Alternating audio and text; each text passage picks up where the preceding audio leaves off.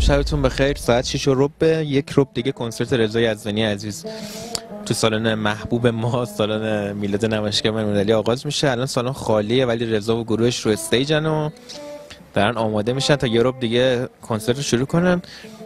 واقعیتش هم بخواین خیلی اینجا هوا سرده، یعنی من اینجا نمیدونم کولر زدن یا بخاری، ولی امیدوارم که بخاریشون باشه و روشن شه و ما هم گرممون شه و آدم‌هایی هم که میان تو این سالن امشب حالشون خوب شه و شما هم که گزارش می‌بینید حالتون خوب شه.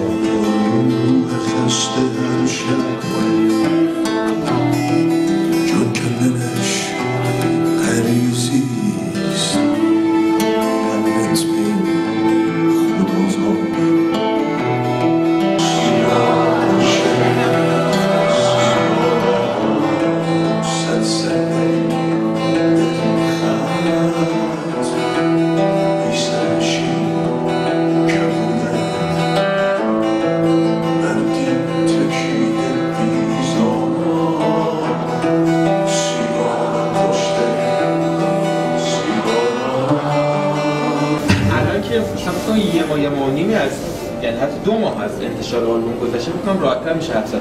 فیدبک چطور بوده رضا؟ راضیه؟ ببین خیلی خوب بوده. ببین در مجموع سلول شخصی آلبوم بسیار سنگینیه، بسیار سختیه. یعنی من خب خیلی دوست داشتم یه همچین آلبومی رو کار کنم تو تمام سالها، ولی زمانش الان بود. بخاطر که شاید خود مثلا چند سال پیش اگه این کار میکردم ممکن بود که کار درستی نباشه، ولی خب الان با مخاطبی که پیدا کردم، با در واقع مردمی که لطف دارن به من، موسیقی منو دوست دارن، الان میشه بهشون یه موسیقی جدیدی رو در واقع پیشنهاد کرد، بهشون براشون تولید کرد. خیلی هم بودن که خب دوست نداشتن به خاطر همین سنگینی اشعار و متفاوت بودن تنظیم ها و ملودی ها. بعضی میگفتن خب مثلا آلبوم قبلی رو خیلی بیشتر دوست داریم، ولی به نظر من سلول شخصی آلبومیه که توی زمان خودش رو پیدا میکنه. من فکر میکنم چند سال دیگه من فکر میکنم سلول شخصی یکی از موندگارترین آلبوم های من بعد از من باشه.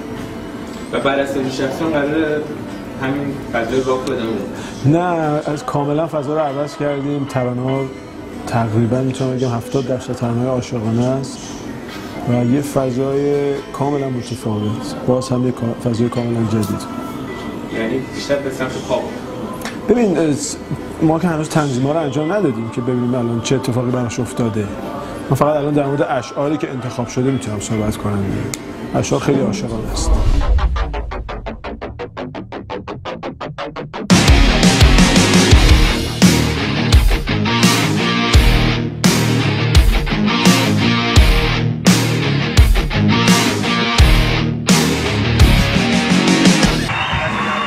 استرس میگیره تو؟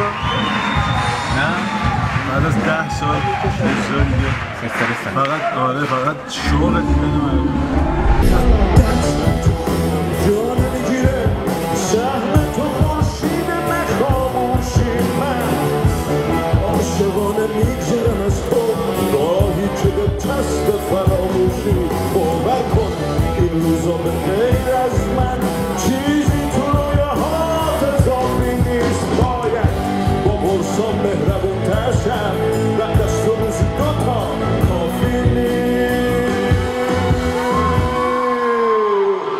خدا رو شکر که کنسرت شهرستانمون خیلی امسال عالی بود. خیلی سریع سولدات میشد، خیلی تمدید میشد. خدا رو شکر. کلا 93 سال خیلی خوبی بود برای من. آلبوم جدیدم منتشر شد، کنسرت‌های تهران شهرستان داشتم، کنسرت خارج از کشور داشتم، برای هموطنانمون توی استرالیا اجرا داشتیم. تیتراژ سینمایی خیلی 5 تا کار خوندم: متروپول، خط ویژه، کلاشینکوف، 360 درجه و چهارشنبه خون به پا می‌شودم که امسال تو جشنواره امسال بود. تلویزیونم تیتراژ جاده چالوس رو داشتم و یادآوری رو. خب یه سری کارم که برای اولین بار شاید اتفاق میافتاد توی سرزمینمون، نمایشگاهی بود که بزرگمهر حسین‌پور داشتیم چند هفته پیش که هنوز ادامه داره.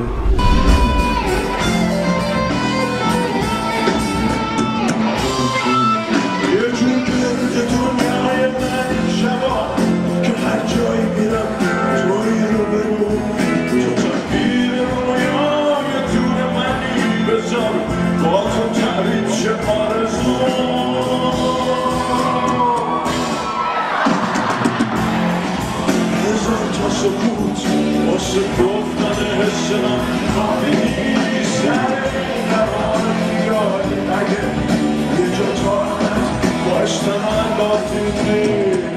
تاکرین کنسرت رضایت تو شهرستان خیلی قوت گرفته الان. این چند وقت اخیر خیلی داریم می‌بینیم. با سانسور متعدد در مورد این میگه استقبال خواسته مردم دیگه. وقتی استقبال تو شهرهای میره بالا، خب طبیعتاً خواننده هم در واقع عزمش جذب میکنه برای اجرای برنامه اونجا. درخواستا زیاده، ما هم به شدت مشغول در واقع اجابت کردن خواسته مردم. این اجرا آخرین اجرای 93 شما؟ آخرین اجرای 93 ما هست. بله. این بازیگر شدن شما لطمه نزده به تحقیق کردن؟ اصولا تلاش خودم میکنم که نزنه. تا حالا هم نزده. نه بسته به مدیر بودن آدمه داره. شوخی میکنم نزده هنوز. هنوز عکس فردین به دیوارشه، هنوز پرس تو لاله زار کارشه، تو رویاش هنوزم بلیت میخره، میگه این چهارشنبه رو میبره. تو جیباش بلیتای بازندگی، روی شونهاش کوه این زندگی، حواسش تو 30 سال پیش گم شده، دلش زخمیه حرف مردم شده.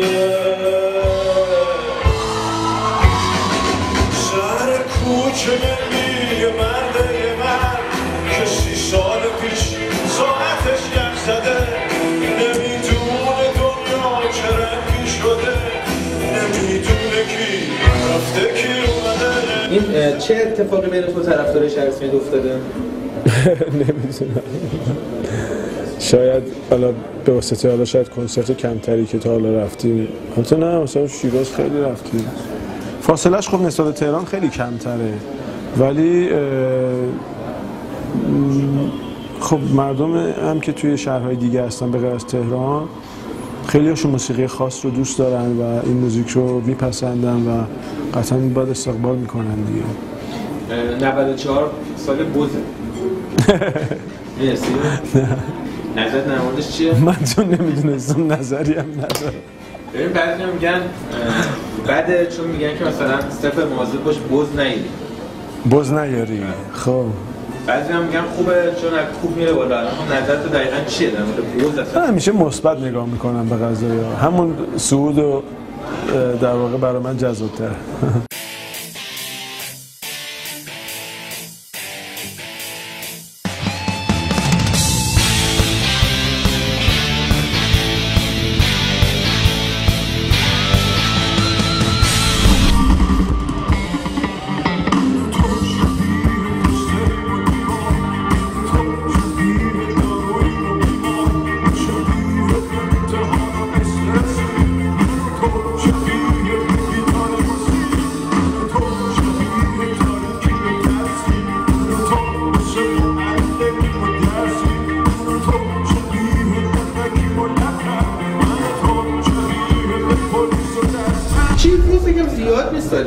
ببین به واسطه کنسرت هایی که داریم و مردم هم میخوان، به خدا 6 ماه از آلبوم میگذره نمیدونید چقدر هی همه میگن آلبوم جدید. برای ما واقعا سخته، باور نمیشه. شاید ما مثلا یه ماهایی از سال با بچه‌هایی که تنظیم میکنن، با آرش زمانیان، میلاد عدل، محمد خارمی نژاد، همه بچه‌هایی که زحمت میکشن به روز پایگان، ماجرا همشون یه وقتی شاید در روز تا 15 ساعت کار میکنیم.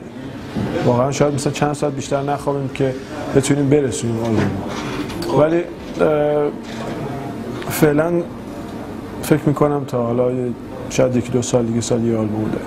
و دیگه از یک همخونی مشترک با حالا با هنرمند چرا یه کاری داریم میکنیم؟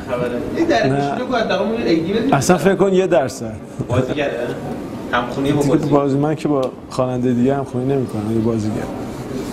کیه؟